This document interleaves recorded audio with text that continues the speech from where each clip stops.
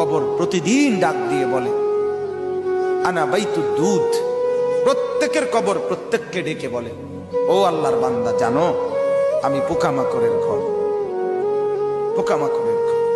তুমি তো সেই বান্দা যে একটা মশা কানের পাশ দিয়ে উড়ে গেলে তোমার ঘুম বন্ধ হয়ে যায়, চোখ মিলে যায়। একটা মশার গুনগুন আওয়াজ সহ্য করতে পারো না।